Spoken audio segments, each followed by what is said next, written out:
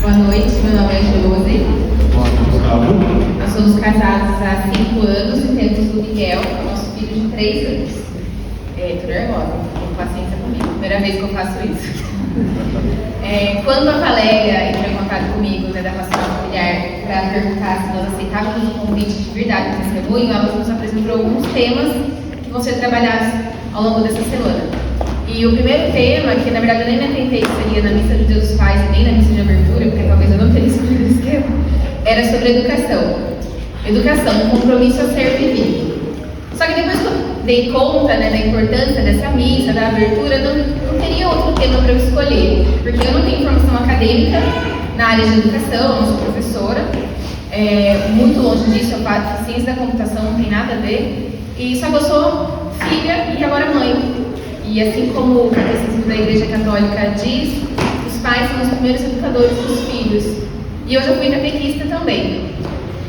Então, assim, eu tenho uma vivência que talvez agregue, se agregar em uma família, eu já me sinto realizada. Eu fico nervosa em falar, não por falar em público, porque eu tenho até certa facilidade, mas por ser especialmente a Semana da Família. Algumas pessoas daqui me conhecem já, eu fiz primeiro caristia aqui, eu morava em um bairro, acho que bastante gente conhece até minha irmã, a Joyce e a Jaque. Eu fiquei um pouco afastada da igreja por uns anos, depois voltei e fui catequista e vi muita coisa legal e muita coisa não tão legal assim. E a partir do momento que eu me reaproximei de Deus, eu tinha um desejo muito forte em mim de criar a minha família, né? Eu fiz o ECC e nesse processo do ECC, né, assim que a gente casou, eu já quis ter filho logo, né? Então eu casei, nós casamos em março, eu comprei o berço em abril, montei o quarto em junho, porque eu tinha certeza que eu ia ficar grávida. No momento que eu escolhi que eu ia ficar grávida. Mal sabia eu que uma longa jornada viria. E assim, esse tempo de preparação foi ótimo, porque eu valorizei tanto. A minha família foi tão desejada no meu coração, a minha família foi tão... Eu tinha tanta expectativa por essa família, e ainda assim o que eu tenho hoje não chega nem perto. Superou todas as minhas expectativas. E a educação do Miguel hoje para mim é tão importante, é tão fundamental, que eu vim aqui falar, né? Eu comecei a pesquisar muito sobre, né? Nossa, eu vou ter um filho, como que eu vou educar essa criança? Como que eu vou dar limites? Como que eu vou conseguir, se eu não tiver condições financeiras para dar tudo que ele precisa? E aí eu fui consumindo muito conteúdo, conversando muito com o Gustavo. Eu vim de uma família com uma educação completamente diferente da educação do Gustavo. E a gente foi trocando essas ideias. E depois, diante de tudo que eu vi, né, nesse processo de preparação da maternidade, e realmente a gente só aprende na vivência da maternidade, da maternidade também, eu falo por nós dois porque a gente já conversou bastante sobre isso. Os pais têm o dever, a obrigação, a função de educar os filhos. Não é função da escola educar os filhos. A escola, ela vai alfabetizar a sua criança, ela vai apresentar os conteúdos programados para aquela idade, ela vai dar a graduação acadêmica para a sua criança, para o seu filho. Mas a educação vem da igreja doméstica, em casa. Esse ano, a gente trabalhou no ECC e foi aqui na escola 31, que está lá embaixo. E é uma escola infantil. E a primeira vez que eu fui usar o banheiro daquela escola, eu tive vontade de chorar. Das coisas que estavam escritas nas portas do banheiro feminino de crianças, e mesmo que fosse de adolescentes e de adultos. É triste demais ver a educação que essas crianças estão tendo, porque a escola ensina a criança a escrever. O que ela vai escrever? Como ela vai usar esse conhecimento? Eram desenhos obscenos no lugar que eles se alimentam, lá na cantina, lá no refeitório. Isso é muito triste. É muito triste saber que a criança sai de casa, vai para a escola, aprende esse conhecimento, essa escrita. E é isso que ela externa. Alguma coisa está muito errada. Eu percebo, conversando com a minha mãe ela teve uma educação muito rígida. A minha mãe não podia falar porque ela achava que o meu avô era assim. E eu também tive um pouco disso, mas não tão rígido. Eu lembro que na minha casa, e minha mãe foi na casa dela também, era assim. Chegava a visita, meus pais olhavam. É conversa de adulto, eles nem precisavam falar. A gente ia pro fundo lá da casa, brincar. E a gente só podia voltar se nós fôssemos chamados. ser assim hoje? Não, não precisa, porque a gente não estava no extremo, né, do autoritarismo, e agora a gente está indo para um extremo que os pais não têm mais controle dos filhos. E isso é triste demais. Isso é uma prova que nós estamos falhando perante a Deus, porque Deus nos concede o dom da vida, de ter uma criança. É uma responsabilidade que a gente não pode fugir. Então pensa, se por exemplo, agora, né, que o Miguel, agora não, fazem 3 anos que o Miguel vai para a creche, porque ele está praticamente desde que nasceu. E todas as fases dele, né, desde o maternal 1 até agora o maternal 3, foram 27 crianças na sala do Miguel. Nunca teve menos que isso. E eu sempre vou às reuniões. A reunião mais numerosa da sala do Miguel tinha 8 pais. 8 pais, são 27. Agora, se esses 27 pais tiverem R$100 descontado do salário, por um erro da empresa, e eles tiverem que largar tudo para ir no RH, é só 8 que vão? Quando libera lá o PIS, ou fundo de garantia, tem que pegar fila no banco, perder a hora de serviço, é só 8 que iriam? Se você não tem interesse sobre como seu filho está na escola, você já falhou como pai aí, como mãe também, né? No caso de 2. Se a educação do seu filho está fácil, repensa e vê se não está puxado demais um pouco. Porque não é fácil e não é gostoso. Porque o educar, a maioria das vezes, é falar: para de correr, Miguel. Fala nada. Vai pedir alguma coisa? Pede por favor. É um não.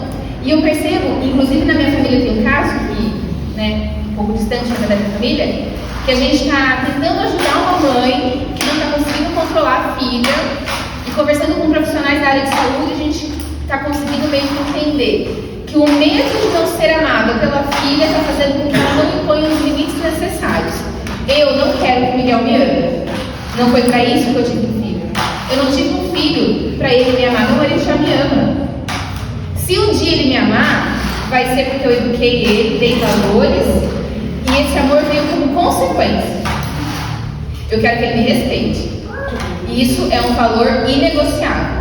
Respeite a mim, ao pai dele, aos avós, à comunidade que ele faz parte. Se ainda assim eu conseguir o amor dele, glória a Deus. Mas se eu não conseguir, eu não falei como mãe, porque ele vai respeitar as pessoas. Ele vai saber o que é bom, o que é ruim, o que pode, o que não pode, ajudar o próximo, a ter virtudes. Isso eu faço questão de ensinar para o Miguel. O amor vai ser um brinde, digamos assim. Então, assim, eu acho que a gente precisa parar um pouco. Eu acho que a sociedade foi desenvolvendo de uma maneira muito rápida, muito extrema. Então, as crianças não podiam nada, apanhavam muito. Eu, como uma criança, apanhei muito. Nossa, apanhei muito. Meu Deus, como eu apanhei.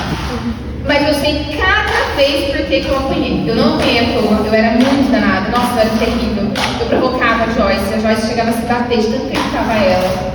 A minha mãe me corrigia e várias vezes eu lembro hoje como adulta falar assim: não vejo a hora de ter a minha casa, porque lá eu vou fazer o que eu quiser. Nossa. Enfim, mas eu sempre respeitei a minha mãe, sempre. O sim é sim, o não é não. Eu devo ter sido muito peralta. Eu acho que eu era aquela criança que quando eu ia na casa de alguém, as pessoas falavam assim: a Josué vem aqui. Quando eu era criança, só que eu nunca deixei de respeitar, eu nunca deixei de ceder meu lugar para as pessoas mais velhas, de ficar quieta enquanto o aluno está falando, de saber a minha hora de falar, de saber a minha hora de ficar quieta. Eu era peralta, mas eu não era sem educação. Meus pais sempre me deram educação. Então, essa ânsia dos pais de querer ser amigos dos filhos, porque de repente passou por alguma coisa na infância e quer suprir, está fazendo com que as crianças não entendam. Porque amigos a gente tem muito, nós vamos fazer muitos amigos ao longo da vida, né? Algumas amizades boas, outras nem tanto. Mas pai e mãe tem que ser essa figura clara e única, ou cuidadores, né? Porque às vezes a criança não tem pai, não tem mãe, mas tem uma avó que cuida, uma madrinha, uma tia.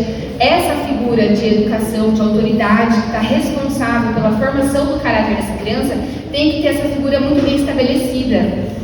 As crianças, elas precisam de limites, elas gostam de limites. As minhas professoras que eu mais gosto, aliás, do meu coração, eram as professoras mais bravas, porque elas sabiam educar com amor. Você não precisa ser brava com seu filho o tempo todo. Hoje o Miguel não estava querendo colocar óculos, ele está usando óculos, está sendo difícil essa adaptação. O Gustavo estava cansado, ele já tinha ficado bastante tempo com o Miguel, ele meio que não estava conseguindo lidar com a birra naquele momento e ele percebeu que ele ia explodir, assim, exceder. Ele falou, amor, vai lá e lida com a situação. Aí eu percebi que o Miguel estava irritado demais para entender que ele precisava usar óculos naquele momento, porque ele estava na frente da TV. Eu acalmei, eu acolhi, eu falei, eu sei que você está com raiva, eu sei que usar óculos é ruim, mas você precisa usar óculos por causa disso, daquilo outro. Ele colocou o óculos, foi muito mais simples, eu eduquei, eu exigi, ele fez o que eu pedi para ele fazer, o que o pai dele havia pedido para fazer, mas eu não deixei de dar amor para o meu filho. E ele entendeu, então a gente não precisa ir de um extremo ao outro. É amizade demais, acaba esquecendo o seu lugar de autoridade com a criança, ou é rígido demais, espanta a criança. Não, a gente precisa do equilíbrio. Hoje em dia a gente tem as redes sociais, sei que o tempo está acabando, mas não se problema. Nós temos as redes sociais e a internet, né? A internet, ela é um caminho assim que a gente não tem muito controle, né? É até o tema de uma outra palestra sobre o cuidado das coisas da internet. Mas ela é uma grande ferramenta para a gente. Então hoje existem vários modelos de educação, uns que funcionam para a gente, uns que funcionam para outras pessoas. Pesquisem sobre isso, tirem ali uma horinha do seu dia, pesquisem sobre os modelos de educação. Tem tanta palestra enriquecedora, tantos modelos, tantas dicas, tantos profissionais que se dispõem a dar dicas. Olha, você não está conseguindo controlar sua vida nesse aspecto? Tenta isso, tenta aquilo. Não é igual a minha mãe, que não tinha acesso a nada, que ia meio que aprender ali o que funcionava. Hoje a gente tem essa ferramenta que é tão rica e às vezes a gente usa para coisa tão besta. Esses dias eu vi a Ana Castela dando lição de moral no pai, porque levou a criança no show dela. É o cachorro mijando no poste, desculpa a expressão. É uma sertaneja tendo que falar, vocês trouxeram essas crianças aqui pro meu show? Sabe que conteúdo a gente está dando para as crianças? A internet é muito rica, então a gente tem que fazer com que isso agregue, que nos ajude. Eu sei que eu vou encerrar por aqui, eu espero que vocês tenham entendido a mensagem que nós gostaríamos de mostrar para vocês. A responsabilidade é nossa e não adianta a gente querer terceirizar isso para tablet, professor, não é função deles.